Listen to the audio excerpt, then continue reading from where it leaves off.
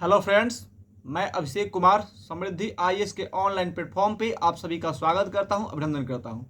दोस्तों, आप सभी को पता है कि कल कोलकाता हाई कोर्ट में जो केस किया गया है उसके बाद से जो है लगातार एनआईए डेट के जो अभ्यर्थी हैं हमें कॉल और मैसेज कर रहे हैं कि सर इसके बाद अब क्या होगा। यानी कोलकाता हाई कोर्ट में सिंगल बेंच में जो है केस किया गया है, तो अब क्या उम्मीदें हैं, लगता है कि हमें जो है वो न्याय मिलेगा नहीं, इसको लेकर के क्या अपडेट है जो हमको बताइए। तो दोस्तों इसके बारे में हम बात करेंगे। यानी कि बहुत सारे जो स्टूडेंट्स हैं वो लगातार हमें कॉल और मैसेज कर रहे थे और ये पूछ रहे थे कि सर कलकत्ता में अगर ये केस किया गया है तो क्या उत्तराखंड या फिर देश के अन्य स्टेट में जो है इसका प्रभाव पड़ेगा या नहीं पड़ेगा। तो इस बारे में दोस्तों जो है हम बात करेंगे। तो दोस्तों आप सभी को पहले मैं बता दूं कि आज जो है वो जो मैं बताने वाला हूं आप लोगों के लिए गुड न्यूज है। मैं आप लोगों के लिए एक अच्छी खबर लेकर के आया हूं जो मैं आप सभी को बताऊंगा और ये ऑथेंटिक खबर है दोस्तों। तो इसके बारे में आप सभी को जो है जानकारी मिलेगी। सबसे पहले एनआईए डेट के जो स्टूडेंट्स हैं दोस्तों वो काफी दिनों से जो है वो लगातार जो है परेशान थे और वो जो है लगातार इस उधेड़ बुन में थे कि एनआईए डेट को लेकर के कभी जो है वो आजकल कुछ किया क्यों नहीं जा रहा है। तो उन लोगों के लिए भी अपडेट है। अगर कल का वीडियो उन्होंने देखा होगा तो इस अपडेट के बारे में पता चल गया होगा, नहीं देखा होगा तो आज जो है उनको पता चल जाएगा। सबसे पहले दोस्तों अगर आप इस चैनल पे नए विजिट कर रहे हैं तो इस चैनल को सब्सक्राइब कीजिए, लाइक कीजिए, कमेंट कीजिए और ज़्यादा से ज़्यादा शेयर कीजिए कि हमारे 14 से 14.5 लाख जो अभ्यर्थी है उनके पास ये वीडियो जाए, ताकि और उनको जो है वो सारी ऑथेंटिक खबरें जो उनके लिए है वो उनको मिले और शीघ्रता से जो है वो उनके बारे में जान पाए। सबसे पहले मैं दोस्तों आप सभी को बता दूं कि एनआईए डेट को लेकर के जो चीज़ें ठप थी उसको लेकर के आप सभी क्वेश्चन कर रहे थे, तो मैंने कल जो है वीडियो दिया था आपको और उसके बाद जो है दोस्तों आप लोगों ने हमें कॉल किया कि सर अब इसके बाद क्या होगा। तो मैं आप सभी को बता दूं कि इस केस को लेकर के सबसे पहले मैं थोड़ा सा पीछे जाऊंगा। आप सभी को बता दूं कि 15 मार्च को जो सुनवाई हुई थी सुप्रीम कोर्ट में, तो वहां पे जो जज थी जस्टिस सीमा कोहली, उन्होंने सीधे तौर पे जो है इस केस को कहा था कि आप जो है विड्रॉ कर लीजिए, क्योंकि अगर आप जो है सीधे सुप्रीम कोर्ट में नहीं आ सकते हैं इसके लिए आपको प्रोटोकॉल का फॉलो करना होगा और या तो आप हाई कोर्ट के रास्ते आइए या फिर जो इसका रास्ता है उससे आइए, आप डायरेक्ट जो है सुप्रीम कोर्ट में नहीं आ सकते हैं। ऐसा कह करके उन्होंने केस को विड्रॉ करने के लिए कहा और केस जो है वो विड्रॉ कर लिया गया। तो उसके बाद से दोस्तों हमें जो है प्रोटोकॉल के अनुसार हमें जो है हाई कोर्ट जाना था। तो इसके लिए मैंने आप सभी को पहले ही बताया था कि हाई कोर्ट में जो है लंबी प्रक्रिया होती है, लंबा प्रोसेस होता है। तो इसके लिए दोस्तों तैयारी चल रही थी और तैयारी जो है अब पूरी हो गई है और साथ ही 24 अप्रैल को जो है वो कोलकाता हाई कोर्ट के सिंगल बेंच में जो है वो केस कर लिया गया, जिसके बारे में मैं कल भी बताया था।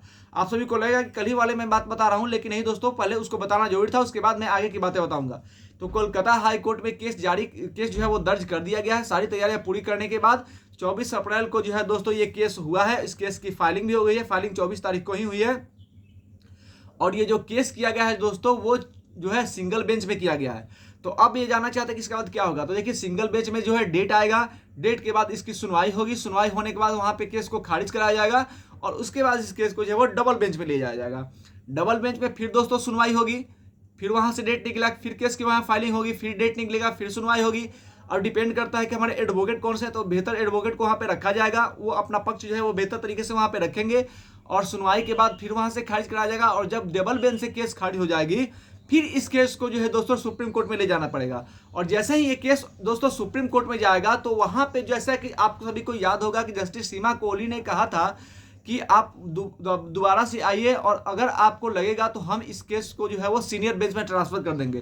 तो हम वहां पे तुषार मेहता सर या फिर कपिल सिब्बल सर जैसे एडवोकेट को वहां पे लेंगे और उसके बाद जो है सुप्रीम कोर्ट में अपनी केस की लड़ाई लड़ेंगे और वहां से हम अपने पक्ष को बेहतर तरीके से रखेंगे कि किस तरह से एनसीटी ने हमारे साथ फ्रॉड करने का काम किया है। एमएचआरडी के बूढ़ों पे हमको घर से निकाल करके जो है वो ये कोर्स कराया गया और अब शिक्षक भर्ती में हमको जो है वो मौका नहीं दिया जा रहा है। तो हमारे जो बेहतर एडवोकेट होंगे, बड़े एडवोकेट होंगे, बड़े वकील होंगे, वो बेहतर तरीके से हमारी बात को जब कोर्ट के सामने रखेंगे, सीनियर बेंच के सामने रखेंगे, तो हमारी बातों का वहां पे इंपैक्ट पड़ेगा और हमें पूरी उम्मीद है कि वहां से हमको जो है वो न्याय मिलने की संभावनाएं बढ़ जाएगी।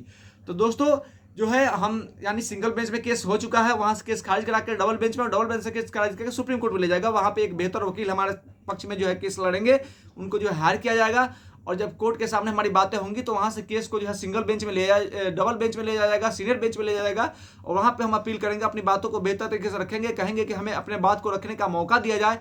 और जब हमारे एडवोकेट अपनी बात को रखेंगे तो हमें निश्चित रूप से जो है आने वाली शिक्षक भर्ती में मौका मिलेगा, जज जो है हमारी बातों को सुनेंगे। तो दोस्तों आप इंतजार कीजिए।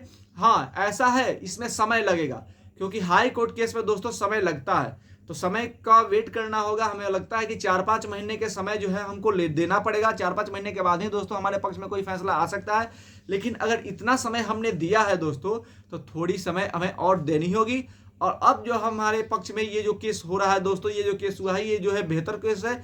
और मैं बात करूँ तो जो देश भर के जितने भी जो है स्टूडेंट्स है, तो अगर ये केस कोलकाता में है तो उनका केस भी जो है दोस्तों इसके अनुसार जो है वो लड़ा जाएगा। इसके से वो भी जो है वो प्रभावित होंगे।